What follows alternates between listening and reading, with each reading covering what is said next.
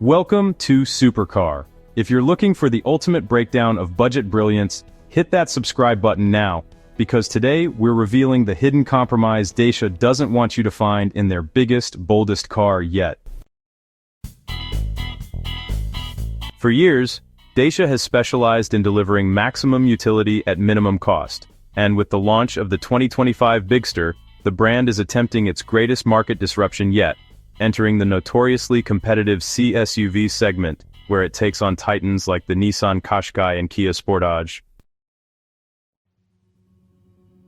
The vehicle's pricing strategy is instantly shocking, starting from approximately £24,995, dramatically undercutting established rivals, often delivering savings of £5,000 or more over comparable models.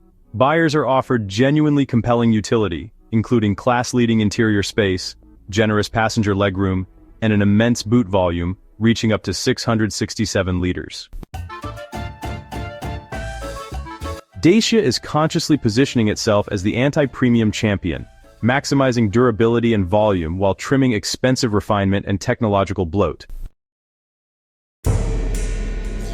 This aggressive price-to-size ratio immediately begs a fundamental question.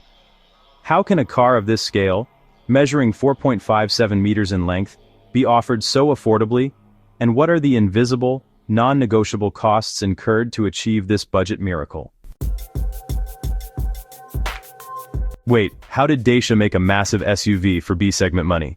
The answer is an engineering trick that compromises the core structure. The key to the Bigster's financial feasibility and its physical size lies in its fundamental architecture.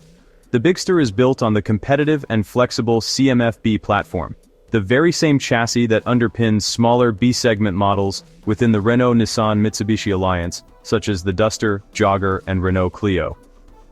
The 4.57-meter length of the Bigster pushes this platform to its absolute structural limit, enabling Dacia to enter the C segment using technology developed and amortized for smaller, cheaper cars. This forced engineering solution delivers massive cost savings, but imposes tangible compromises on the final product. The structural constraints inherent in stretching a B-segment platform necessitated countermeasures to address resulting issues. For example, specific acoustic improvements, including an acoustic windscreen and thicker glazing, were required to mitigate heightened wind and road noise that would otherwise be unacceptable in the C segment. Furthermore, the vehicle's shared ancestry with existing CMF-B models means it is potentially susceptible to recurring issues known to affect previous Dacia models, such as ECU faults causing the vehicle to enter limp mode, poor wheel tracking, and specific problems with catalytic converters.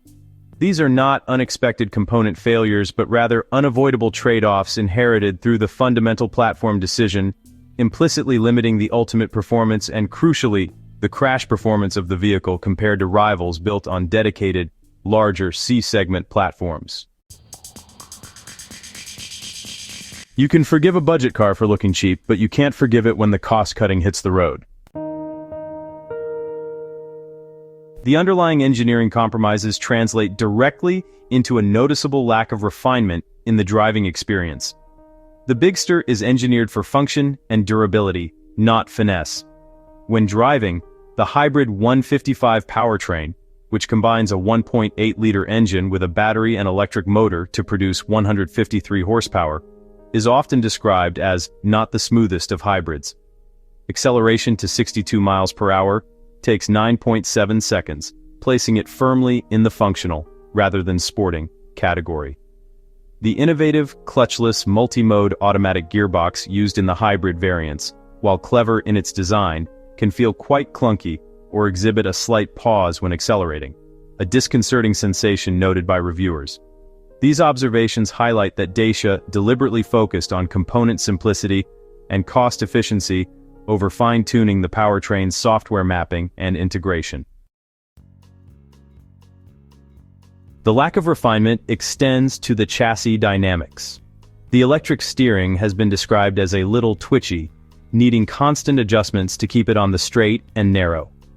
Crucially, the Bigster suffers from significant noise intrusion at higher speeds, It is noticeably louder on motorways than segment leaders like the Nissan Qashqai or Skoda Karoq, primarily due to excessive wind and road noise. This lack of acoustic isolation is the audible manifestation of the cost-cutting philosophy, where investment in complex sound-dampening materials was minimized. Further demonstrating the prioritization of simplicity, the majority of non-hybrid variants are paired with a manual gearbox, a choice that compromises the easy urban commuting experience expected of a modern family SUV.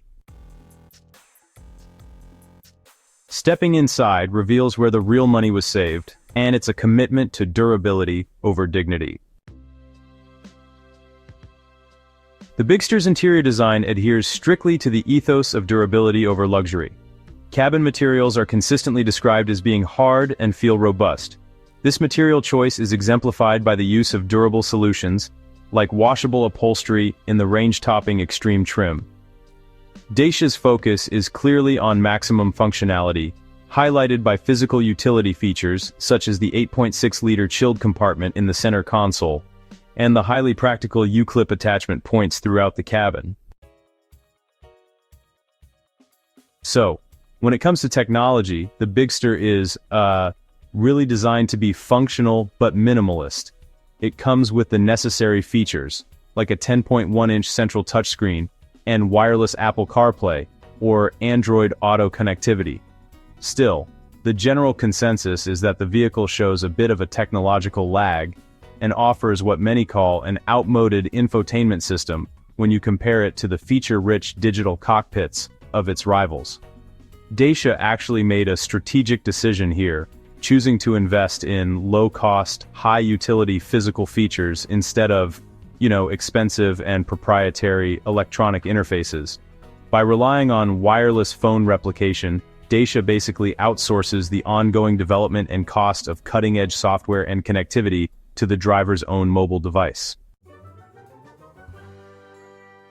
But honestly, the real failure isn't in the crash, it's in the prevention. The most worrying and quantifiable consequence of Dacia's affordability drive is found in the safety assist category, which scored a critically low 57%.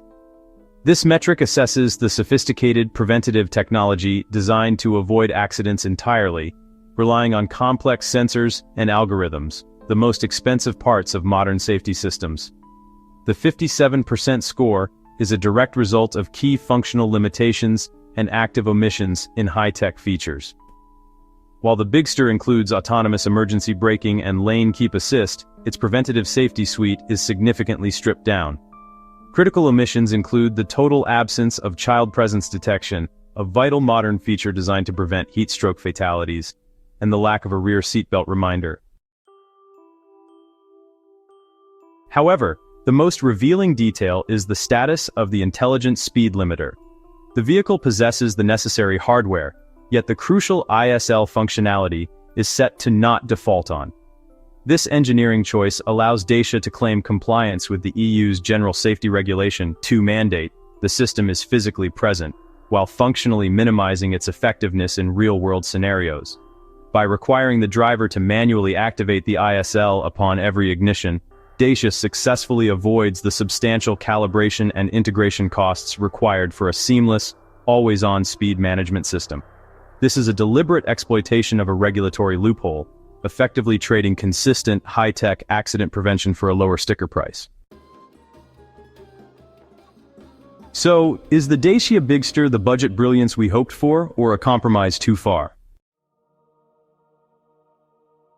The Dacia Bigster 2025 is unquestionably a landmark vehicle, demonstrating brilliance in packaging and utility. It successfully delivers class-leading space and rugged durability on a stretched platform at an astonishingly low price point. It truly is an honest car, but its honesty dictates the necessary warnings. The savings come at tangible costs: a noticeable deficit in driving refinement, characterized by high noise and twitchy steering, and most critically, a quantifiable compromise in active safety technology. The 3-star Euro NCAP rating, anchored by the low 57% safety assist score and key omissions like child presence detection and a non-default intelligent speed limiter, serves as the scary detail that potential buyers must fully appreciate.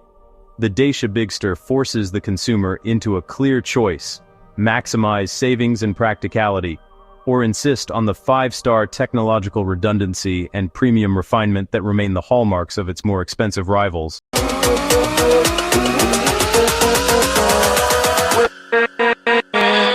With